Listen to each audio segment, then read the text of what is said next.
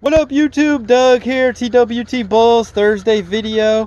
I'm out here with Lexi, the mom of this litter, and man, I'm so proud of her. I always knew she herself had the size and structure and the bloodlines and carried color and could produce some super crazy pups, but the fact that Lexi produced Habanero and Poblano, our next two up-and-coming superstar studs, I'm so proud of her. So she's taking a break from her puppies out here, hanging out with me on the back porch. It's a little hot out, and I think she just wants to get back into her puppies. So we got some, we're gonna show Lexi's puppies at 2 weeks old that are doing good. And then I'm gonna show you guys what, our kennel setup and my thoughts on kennel setups.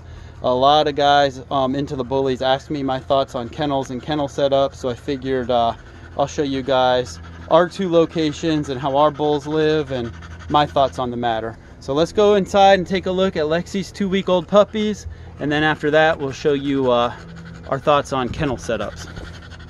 All right YouTube, here they are. Lexi's puppies are coming up on 2 weeks old. So with these flat-faced puppies, the hard part is keeping them from drinking too fast and aspirating on the mom's milk.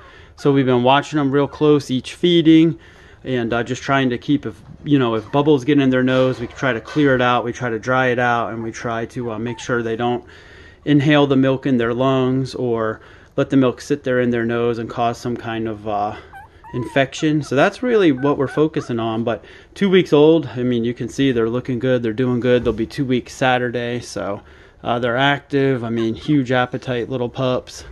Man, look at that color. That's that Habanero, that flashy blue merle. Then we got Poblano, crazy compact and thick little black merle. Two little merle boys are wild. And then these two girls, the black and white girl and the blue fawn girl, are both very compact and thick as well. You can see like little little chunks. And then the little blue fawn boy here, super micro little boy whose head is getting nice and big. So there they are, coming up on 2 weeks old. We're really proud of this litter. I mean, us guys in the dog breeding and the bully world, we're always talking about our up-and-comers and talking about what we have.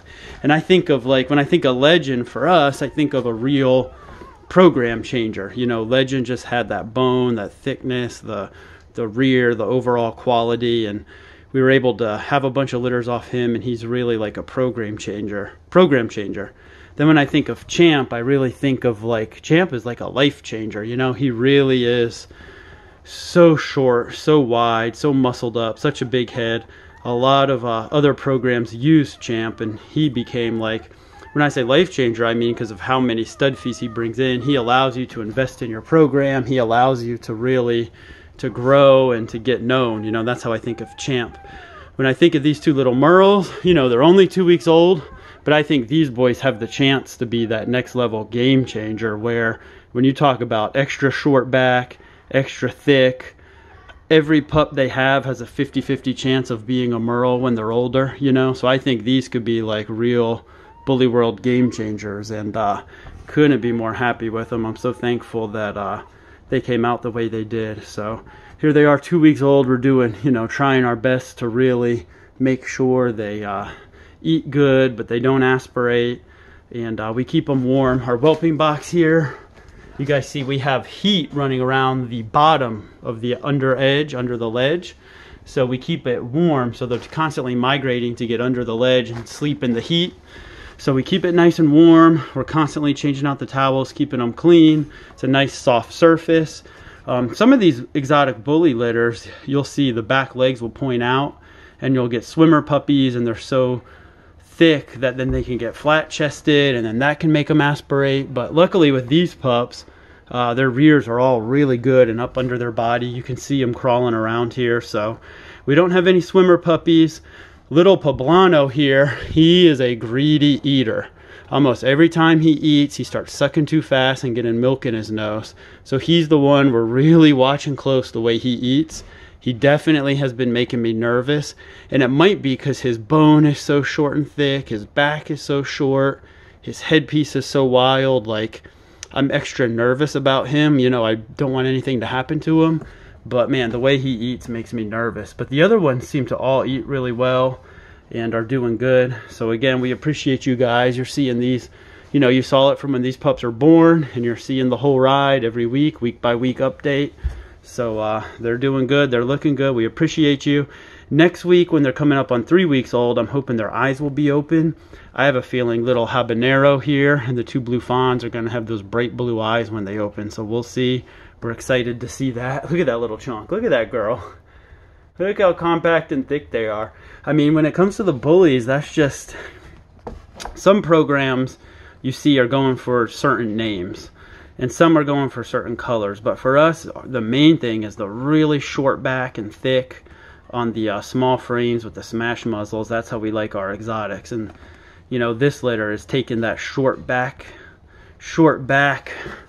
exotic bully to a whole nother level. I mean, 2 weeks old and his body fits in the palm of my hand. It's just crazy. And look at that girl. That's wild. That's what I'm talking about. So we're crazy thrilled with this litter.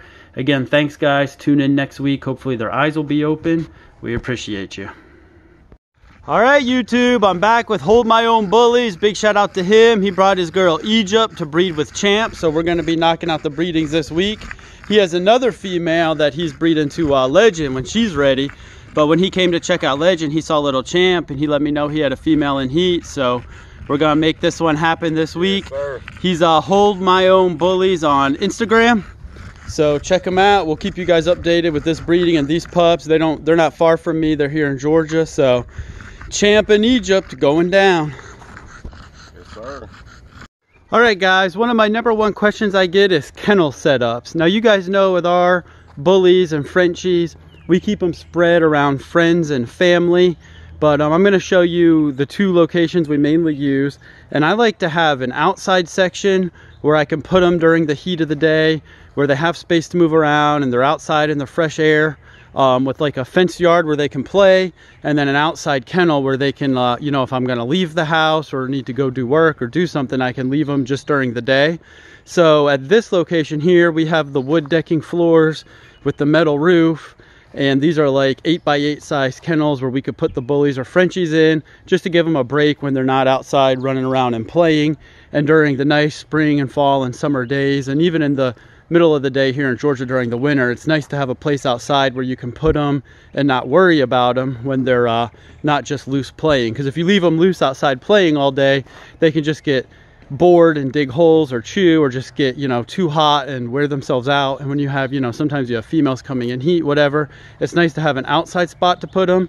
So this is my parents' house where they have the 3 acres, and this is the fenced area and the outside spot that, you know, sometimes during the day we'll put them when we need to.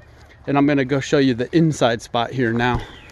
All right, so here's the inside setup here at my parents' house. We just use these Rufflin dog crates. They're like 36 inches long and 25 inches wide.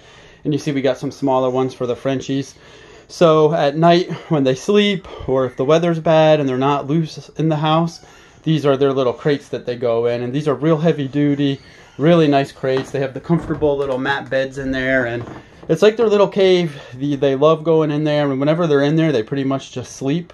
So here we have that outside setup, the yard, and then these crates for where they are at night.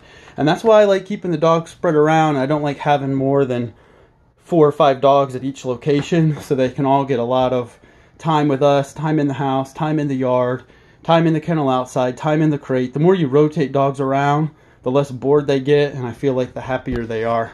So that's the setup here. Now I'm going to go show you the setup at my house. Alright guys, so we're back here at my house. You see we got the fence yard here. And then under this big deck, we have the cement. And I have these 4x4 kennels outside. I just got these on Amazon, just 4x4 dog kennels. I don't put the tops on because I only use them in nice weather. And I have the natural roof of the deck here. But I have those, and I have the little... They love these little canine ballistic dog beds. Champ and Diego love laying on them. So that's my, you know, when I want to put them outside, they can run, play for like an hour or 2. Then I have the kennels out here I can put them in so they can enjoy the outdoors and the nice weather. And then you can see Pepita here wants to get inside. Then when they're done doing that, in my basement here, I have all the little plastic dog cages. And those dog cages, look at Bunny. Bunny's running right in. Those dog cages is where they sleep at night, where they go when it's bad weather. So it's kind of similar to my setup at my parents' house. We've got the cages where their dog beds are and where they sleep and eat. And then the backyard where they run and play. and then having the outside, you know, set up to put them in when they're done playing and chill outside. You know, it's just nice. So when it comes to kennel setups, it's all about looking at, you know, your house, your property, your yard. You know, are you going to do it in a spare bedroom? Are you going to have, you know, in a garage, in a basement? I like to have the option of like a fenced yard, an outside place to put them in to chill, and an inside crate, so they're all crate trained. You know what I mean? And I do feed them twice a day, and when I feed them, I just put their bowl in their crate, and I put the name and birthday on all the crates too, you know. So yeah, sometimes they'll try to, when I leave the doors open, get into each other's, but I think it's a cool way to do it. And you know, I've tried everything, and a lot of the times, you know, since we only have 4 or 5 dogs, they're just loose in the house or loose in the backyard with me and the kids. But you know, the more you get into show dogs and breeding dogs and having dogs, and you have females come and heat, like I said before, it's nice to have different places and, you know, rotate them around so they don't just are always, so they're not always in just one place. You know, it's nice to be able to get them out and let them play and have fun, and it's really cool. So when it comes to kennel setups, you know, a lot of people will spend tons of money and get these crazy fancy setups, but I've always said, really, it's the dogs want you to spend time with them. You know, they really want you to spend time with them. The more time you spend with them, the happier they are. Like, I never really have to clean these kennels or those dog cages, because every 2 hours they're out here to go to the bathroom. So they're all crate trained and house trained, which is awesome. But that's, you know, my view on kennel setups is, look first at how many dogs you have. Look at your space. Look at your daily routine. You know, how often are you home? How often are you going to be able to let them out? The younger the puppy is, the more often you want to be able to, you know, take them out and let them out. You know what I mean? So, you know, you can make anything work, and dogs are really smart. They'll fall into routine, and they really want you to spend time with them, keep the area clean, and, you know, that's it on kennel setups. It's a question that I get a lot, so I wanted to address it here, and that's the way we do it. So, you know, if that helps you, cool. These Rufflin dog crates, the heavy duty ones, you can Google and find. These other plastic crates are cheaper. They're like 60 or 70 bucks on Amazon. And then these welded wire outdoor kennels, you can get all different sizes. Our bullies are so small, the 4x4 is fine. You can find them on Amazon. You see them, they have like the TP top. I just didn't put them on them. And these canine ballistic dog beds are great because they can't chew them. I mean, Champ loves that. I leave this door open and let them all outside to play, and Champ will come in here and just nap on that crate when he's out and the weather's nice. So, but yeah, kennel setups. I get asked it a lot. Hopefully that answers some questions. And, you know, I know when I first got into the dogs and the breeding dogs and bullies, I was always real interested in seeing, you know, where people kept their dogs and how they lived. But that's us. We try to never have more than 4 or 5 at one place. And it's constantly, they're playing outside, then they're in the outside kennel, then they're doing some time on the inside crate. It's constantly rotating them around and letting them play, and you know what I mean? That's that. So hopefully you guys like this video and it answered some questions. I really appreciate you all, and I'll catch you on the next one.